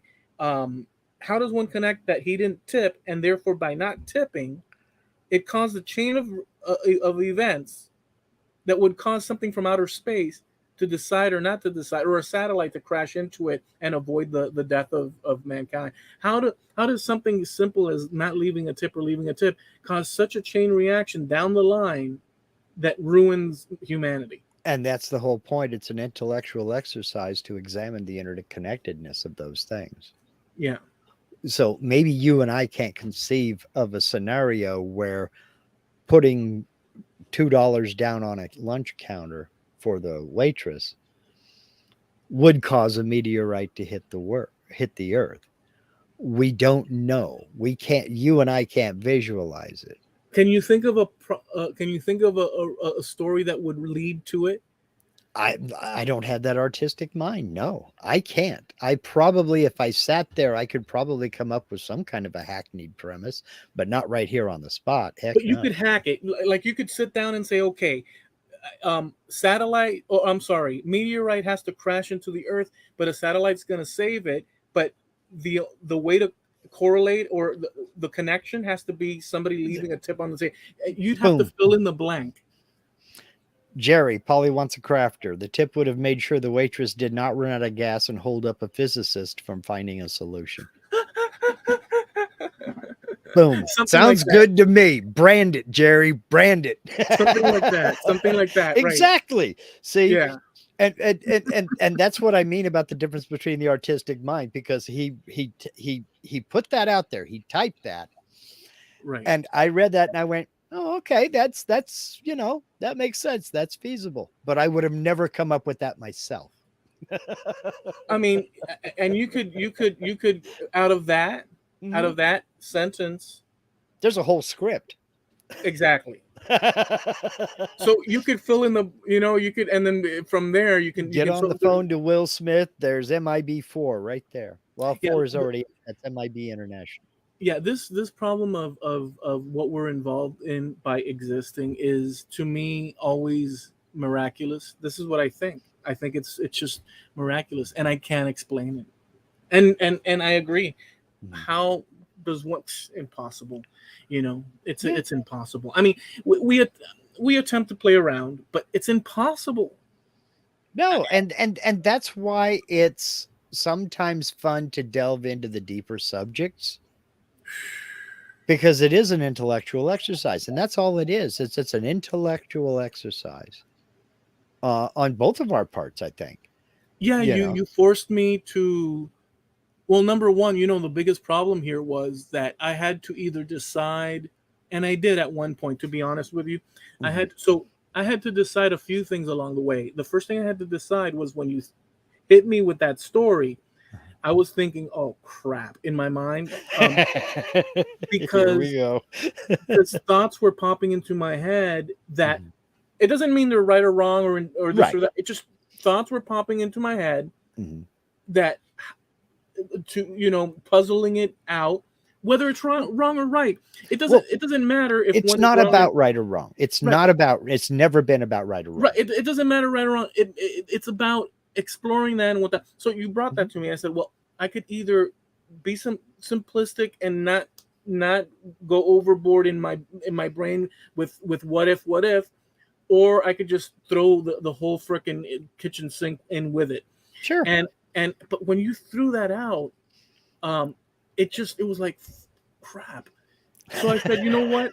So I went and said, well, look, it's a big problem, and I gave you what I thought, and then Mhm. along the way, to be completely transparent and in public, what the hell this is.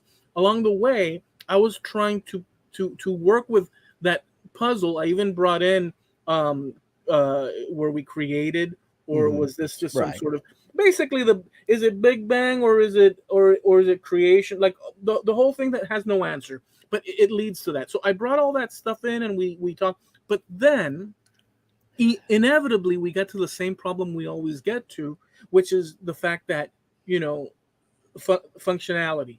Mhm. This is me trying to replay the whole thing in a short thing. Functionality, and you were very quick to put forth that for functionality's sake, and I'm taking your position and reworking it, but kind of sticking to more or less what I got Yeah. from it. In order to be functional here, folks, this is you. What I got from you in a nutshell.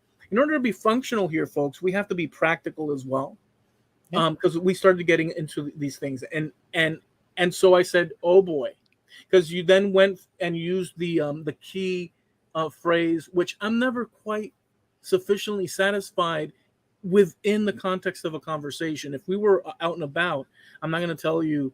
I'm not gonna, we have to solve whatever problem if we're building something or whatever. But in a conversation, you will end up with the practicality, and you'll say, good enough is good enough. I'm Yeah. paraphrasing a million times over.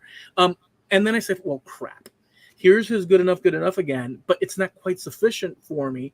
But I said, but he's right. It has to be good enough, good enough. So I was explicit in telling you, okay, Mark, I agree with your good enough, good enough. So I laid it out, and I hope Right. that you captured that. And I said, yes, And for practicality's sake. And then I'm just replaying the thing. And then um, I said, okay, I solved the fact that he understands that I understand that for practicality's sake, I think that it's reasonable, and I agree to it with him. But that's not good enough for me. So I want to now see if we're willing to go even deeper into this weirdness. And and then you kind of put the brakes on it, and we started playing with that, and it led us to this. Along the way, folks have been hanging in and watching it and stuff, and who knows what they're thinking. But that, in a nutshell, is the story. Uh, did you know, now in any of that, did it ever occur to you or even cross your mind that I was pushing you as hard as you were pushing me? you were pushing me because I had to find a way. See, Yeah, you were pushing me because I had to find a way. Well, go ahead, go ahead.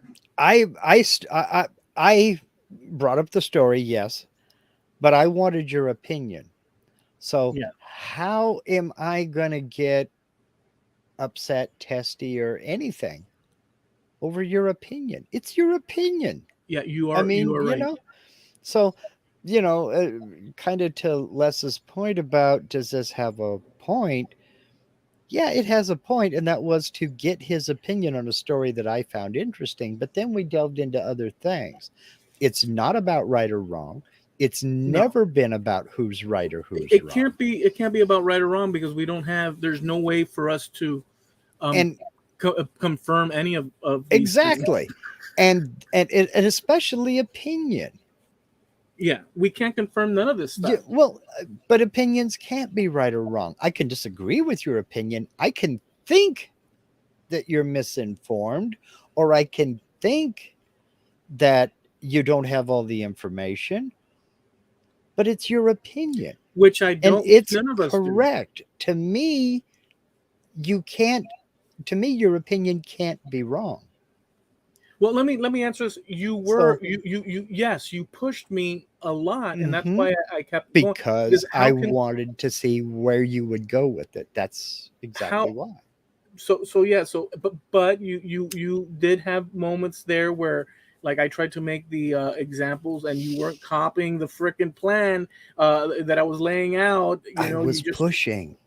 no, I you didn't. was pushing to see where you would go from there. So, look, The lighter part, the lighter part, yes, the lighter part, because because that wasn't worth pushing on. I do think it was to see how you connected, how you made the parallel between the lighter and the horse. Yeah, but okay, you're saying that now. See, now I'm doubtful now. But I didn't know that when you, until you said the lighter and the horse or the horse is irrelevant. You could replace it with the lighter. That's when I said, wait a minute, where's he going? But then we got off on another tangent. That's Yeah. why I had to. That's why I pushed on that. Was So so because so so so you did basic. push. You Yes, did push it. You did push. No, no, I'm saying you did push, and it made me think again. At the end of the day, look, it's like there's a debate thing online, mhm, yeah. and I've joined a few times over there and some people may or may not be pleased with it, but it's over. These people think that they're like anti-Christian and this and that, and I'm not a holy roller or anything like that. But I think that it's not a good idea to destroy the traditions of our world on a whim because people wish to destroy it because they have some plan in their mind that's some sort of thing and stuff like Yeah. whatever. So I go there and they always like trash in the most I guess belittling way a certain group of people's way of life, in this case, like let's say Christianity. Mhm, And no matter the objections that I bring up, due to their, and we all have bias, but due to their stance and their bias, even if there is um, a wow, okay, yeah moment, like, oh, yeah. okay, what you just said moment, they will deny you that Mhm. in order to increase their position and attack Christianity, let's say. um, That's and my ego stroking. it's evil, and they also have a plan. They have a plan to Yeah. to to to, to It's tank to tank That's this not sort a of thing. debate. That's not a debate No, to it's me. it's not. But there's always an element in Mhm, human interaction, because we are, not only are we human, but well, we're human, and within that comes all the emotional things that you were talking about. mhm, Um, you know, uh, there's no way to separate us properly from the mixture of emotional. I mean, it all depends on how much control we have mhm. with these things. So in a Yeah. situation like that, when you have adversity with a group of people that want to knock religion, let's Mhm. say, um, and they don't want to play by the rules. Yeah. Um, Yeah. and the rules aren't spoken out. The rules aren't, and see, that's the problem. The rules aren't laid on the table. The rules of honor and so on. Even with the rules in place, people are um, uh, emotional and because we're human beings, we don't have. Sure. There's no way to we all have faults galore. Um, I don't know where I was going with. Oh, well, okay. So that was kind of like um, a debate, although you did make it clear it wasn't a debate. It was basically them Well, trying see, to. to them, to me, that situation that you're describing isn't a debate. And I know they'll never notice or don't care. Maybe they notice but don't care. The number of people who just have come to the realization that there's a thing known as futility. You eventually get tired of banging your head against the wall. And it's just like, these Okay. guys are their minds are made up. Don't confuse them with any kind of an opposing view. They just want to spew their stuff Yeah. Yeah. and belittle anybody who attempts to make any kind of a salient point. Yeah. That is not a debate That's to me. you reminded me of why I brought that up. Just actually, you just said it right there. Um, but with this extra bit, no matter what, me over there Hmm. with them, I always obviously have a different Hmm. outlook than they do. No Yeah. matter what the end of that debate was or conversation was, Hmm. um, everybody goes back to their side of the ring Sure. with their set ideas firmly in place, with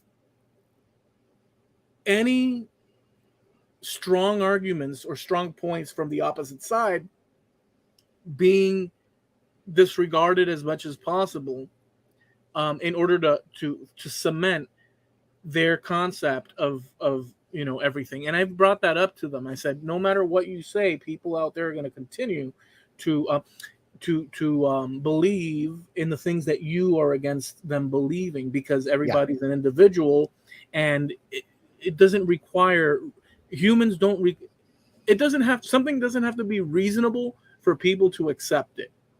Well, not Human only beings don't that. need human beings don't need the excuse of something being reasonable for them to take it into their fold and Mhm. believe it and make a Oh shrine yeah. to it, or whatever you want to say. Oh And yeah. because of that problem, um, there's always push and tug in the universe. So Yeah. with the understanding that people are different and stuff. Anyways, But you add to that the situation where the minute you start getting personal, you now can you debate yeah ideas. You can debate ideas. But the minute you get personal, call yeah somebody a name or whatever. that's losing the debate in a way. Oh, it is. Yeah, Because you've run out of logic, you've run out of substance and had to resort to getting personal. yeah, What that also does, it's like you said, people are going to believe you're not changing minds. If anything, you're making them dig in deeper. They're digging their heels in deeper to say, oh, you ran out of debate, you ran out of argument, you ran out of substance and had to get personal. That shows how small of a person you really are. yeah. Are you really so insecure that you had to lash out personally? Now these people are very intelligent people. I'm not saying that they're not. No, but that's the point. I'm also adding to this. Okay. That here's the problem. That there's also the issue with, I guess you'd say, honor, or playing nice, or you could call it Civility, just civility. the civility side, which some people even at that level will argue.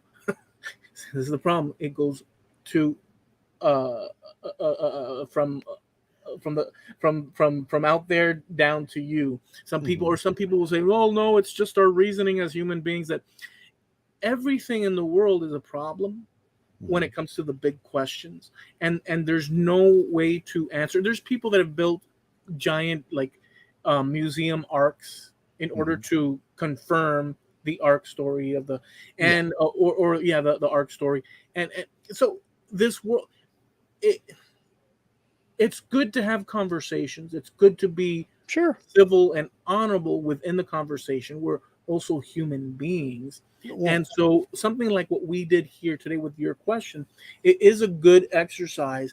Um, uh, but but it leads to the big questions in the life. but that's how we grow, because it makes you, It and leads, that's something that I try to do anyway. In discussing something like this with you, it makes me examine my opinions. so your lighter is now the most important moment in the world. Without that, Now, actually, my coffee cup is the most important thing in the world, you know. You- But at the moment, but tomorrow it could be this grilled cheese sandwich is the most important thing in the world. I mean, because yeah. I change like the weather. But my point being is that I've said it before and I'll continue to say it: to be tough on your own opinions and try to examine why you have that opinion. Is it a bias or is it information based? And take those opinions out in the backyard, hang them over the clothesline, and whack them with the tennis racket and make sure that you've knocked all the dust out of them. I think X. Well, why do I think X? Is it because I know what I'm talking about, or did I just hear this from somebody else? You Uh, know? I, And to me, when we have a discussion like this, that's what I'm doing and that's what I'm getting out of it, is an examination of why I have an opinion and why I say something like some things just don't mean anything. That needs context to explain yeah, what I mean when I say that. yeah. You know, um, there is, and when I say that, what I mean is there is no intended deeper meaning. If I say hello, that's a generic No, greeting. it's a perfectly no, no, no. Hold And on, hold it on. hold on, It's wait perfect. just a second. Let me finish though. Let me finish my thought. Okay. It doesn't mean that there's no further meaning to it. It's a generic greeting. It doesn't mean I want to approach you and, pat your head and brace your shoulders and say, go out and seize the day.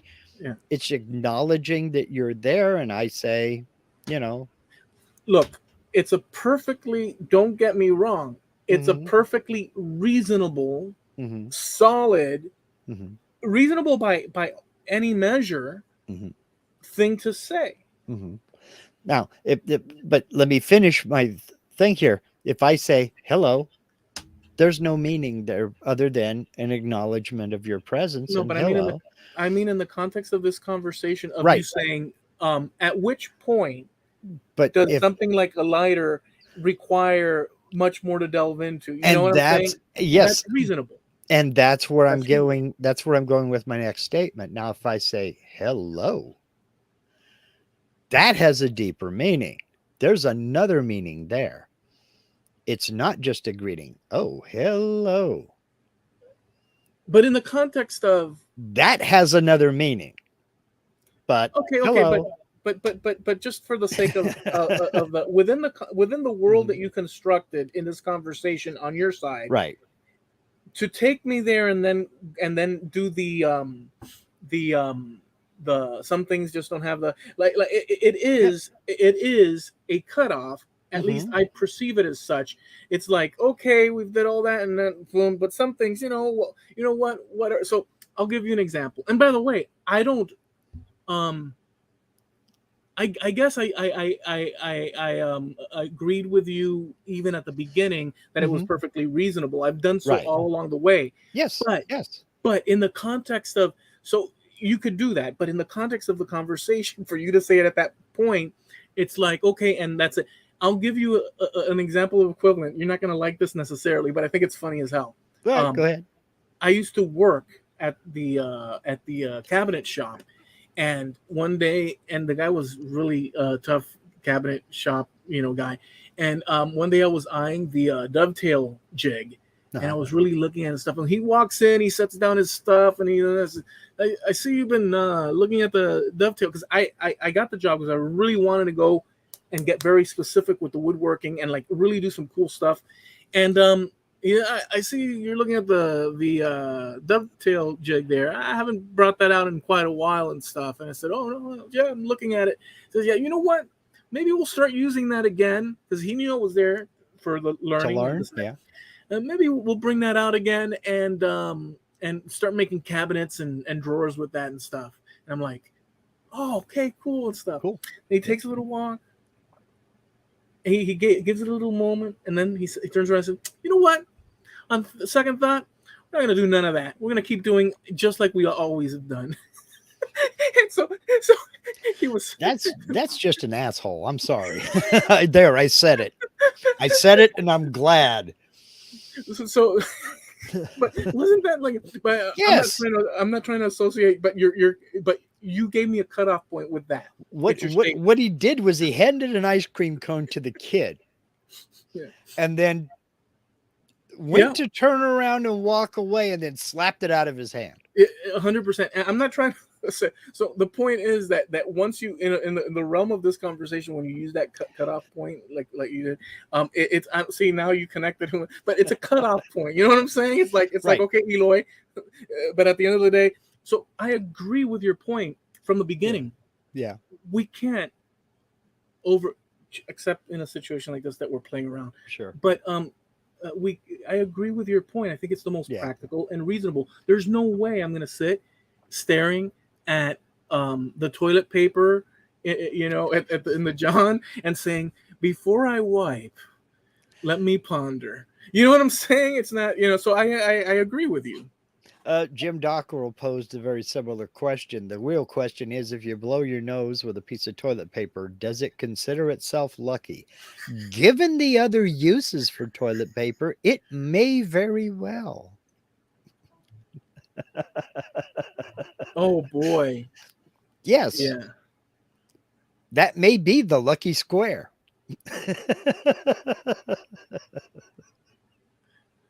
that's I'm yeah. not going to read his next one because, we're dragging ourselves down a couple of levels. But yeah, I mean,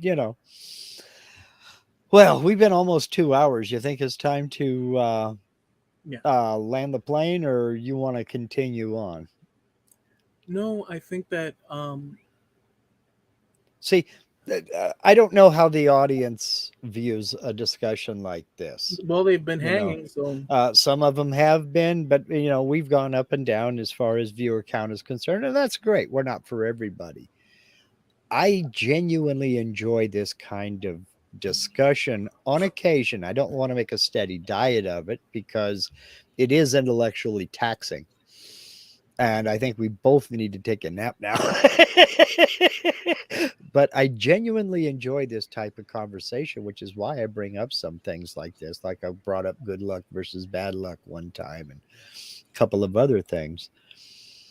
Because not only does it make me examine my own opinions, I am open to other opinions, and I genuinely value your opinion and want to know what you think about something. And getting your input may cause me to rethink something. And it has on occasion, you know. I have no bottom line. I have no reply to the thing. I don't know if any of the things that I said or you said in the greater context of end results, Mhm. other than immediate, is factual or not. No, In the great scheme of things, I just simply don't know. That's the truth. yeah, In the short term thing, I think we can't. we can play around with the ideas, but it's like, Sure. and just because we don't know, I'm not willing to you I know Just my um opinion. I don't think we can know. It's because the story isn't finished, the you know. story the story isn't finished. Yeah. The story isn't finished. Yep. Whew. Yep. Yep. And words to live by. If you're the type of person who likes to stand back and admire your work, high rise window washing is not a job for you. That's right. That's right. If at first you don't succeed, skydiving is not your hobby. I'm gonna throw one last thing. This might, Okay. but just for I ran into a. It's really weird stuff, dude. I ran into an interview, and I think the guy's like some sort of boxing, or what do you call that, kickboxing, Hmm. um, MMA or something like that, mixed martial champion. arts. I'll tell you his name. His name is Andrew Tate. Okay. I've Okay, heard of him, but I don't know anything about him. okay. I had never heard about him, but he was on the Valuetainment, or I'll tell you right now what it is. PBB podcast. He's part of the Valuetainment interview world. Okay. It's that guy that is a great success and interviews all sorts of people. And I had never heard of this guy because I'm not into the world of martial kickboxing or whatever. But Mhm. the guy seems to be some sort of motivational, um, like full Speaker. on, like dude, insane. The guy would not let up with like his thoughts and ideas, but in such a barrage of um he rolled it out. He rolled out his conversation with the interviewer powerfully, but it went on for like 2 hours, kind of like us. But the guy, um, what do you call it when you have excessive, excessive testosterone? Like, Steroid rage. yeah, but it didn't seem drug induced. It seemed like some sort of, and this is this and this and this, but like everything, it was very weird. If you guys want to, it's very weird. There's a lot of weird stuff in it. It's called Exclusive Andrew Tate Uncensored Interview.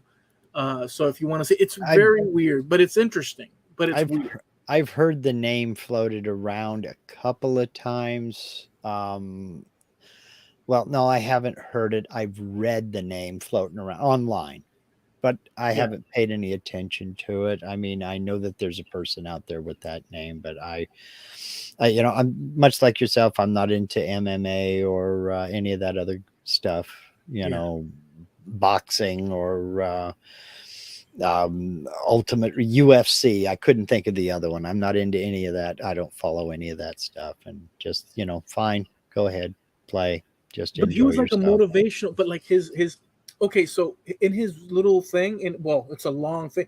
um he's very motivational, and so like, how you were talking about glass half full, half Hmm. empty, or bright sun, dark shade, like Yeah, we were talking about, and I was yeah, like arguing the pessimistic yeah. versus the, well, this guy is like full throttle into the sun, but in such an excessive and aggressive way Yeah. with everything, just everything. And I sat there and I watched a good part of that freaking interview because I was amazed. Like, this is someone that I'd never heard about, um, and I'm Hmm. just listening to his opinions, his ideas, and all the stuff, and I'm watching, and I could see a bunch of things that it was really shocking stuff from one guy I'd never heard of before. So Yeah. whatever. If I you don't know. you might like it, you might not like it. It's very weird. Yeah. Sounds kind of megalomaniacal to It me. felt like that. Yeah. Well, I got no time for people like that. So It felt like, I mean, there was positive stuff said, but at the same time, there was an ego thing going. Very weird, very yeah, weird. But in an I got no time for people like that. but excessive, but like Hmm. excessive. It was weird. It was weird. Yeah. I'm not trying to be negative on the guy. I don't know that, but it just seemed exhausting. Yeah. I don't know nothing about him, and We'll I'm not laugh at that. incentivized to check him out. So it's just like I got no time for people Well, like he that. was so positive that it was exhausting. Yeah. Okay. Imagine that. Yeah. So I guess let's land this plane because we're right. Yeah, we're right at Or 2 hours. all right. Are there any other questions before we wrap Oh, this? one guy, maybe he got hit in the head one too many times. I was thinking steroid range. There's a football player by the name of Lyle Alzado. Um, talked about steroid rage. And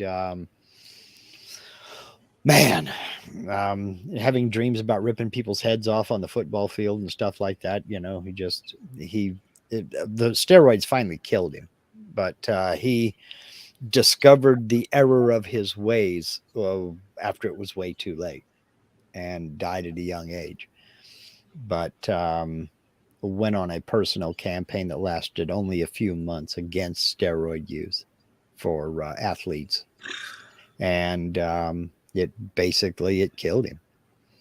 So, but he talked about the rage induced by steroids, and he said he was the poster child for it. Well, I'm not suggesting that this one dude. Yeah, me either. I'm not either. I'm just thinking that was the first thing that popped into my mind the way you were describing him. I mentioned it in case somebody's interested in exploring something different.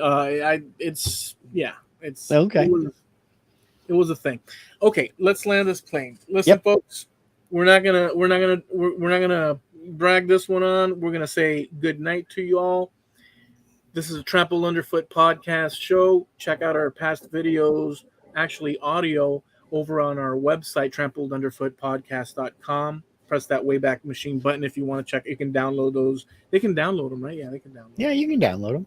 And we go live here on YouTube every Tuesday at 9:30 Eastern, 6:30 Pacific Coast time. And again, if you have any questions that you'd like us to answer on our next podcast or show suggestions, you could go to the Facebook page and drop us a comment over there. We're also sponsored by Harneo Media. Steve Nealon has abandoned us because usually by now he is posting links. We probably put him to sleep. He's like, what in the world is going on? But there he is. I knew if I mentioned him, he would be right on the spot. He's like, oh crap. Yeah. I wouldn't have. I have to tease Steve about stuff like that. I have to. It's just I wouldn't have been surprised if Steve would have ducked out and said, you know what, screw this. This is like, but at the same time, now we're proven wrong. So and that's the kind of guy he is. Personal service 100% of the time. You're not dealing with some faceless, nameless entity. You're dealing with Steve. If you're looking to start a web presence, if you're looking to expand your web presence, you're thinking about, do I need a website? You do. Go over to harnealmedia.com. The link's right here in the chat. That's HARNEAL media.com, sponsor of trampledunderfootpodcast.com. All right. Well, listen, folks, thank you for hanging out with us. Listen, next week, who knows what the topic will be, but unicorns maybe. Oh, there's a lot of topics. Look, I just want to say that if you guys have a topic that you'd like to see us tackle or something, do drop us a line and just say, hey, talk about this or that, or what about this idea? We can't promise that it'll be the whole topic on the show, but we could drop that in and see where that takes us.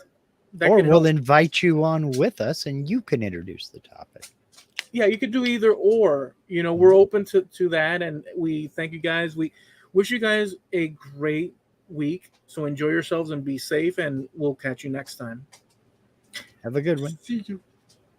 Peace.